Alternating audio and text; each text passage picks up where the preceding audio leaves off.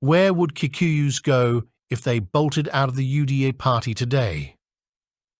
The shocking answer is in plain sight. Ruto's relentless dismantling of the Jubilee party now makes a lot of devious sense.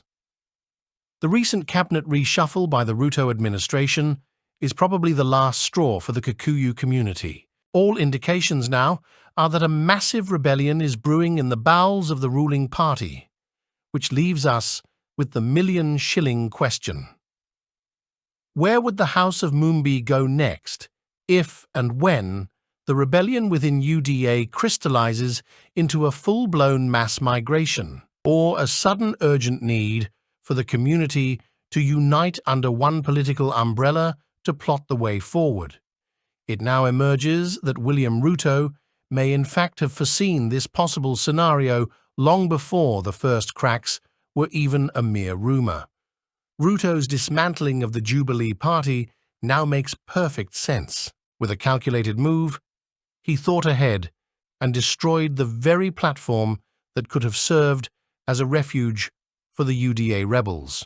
Knowing that the disenchanted members could potentially defect to Jubilee, Ruto took preemptive action to cripple their chances of regrouping under the Jubilee banner.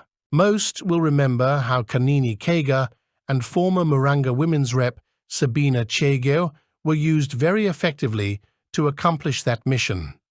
It is also still fresh on the minds of many how relentless the assault on the Jubilee party was. Indeed, many political observers were very surprised and wondered where all the venom was coming from. With the benefit of hindsight, it was a strategic maneuver to ensure that those who wanted to join the rebellious faction had no safe harbour within the party, thus discouraging migration, or at the very least, considerably slowing it down. By removing this option, Ruto effectively cut off any potential lifeline for the UDA rebels, leaving them with very limited options. This move also highlights Ruto's astuteness in politics. Recognizing the threat that the UDA rebels would possibly pose in the future, he acted swiftly and decisively to protect his own interests. By destroying the very foundation they could have relied on, Ruto has shown that he is no mere bystander in the political arena, but a shrewd tactician who thinks several steps ahead.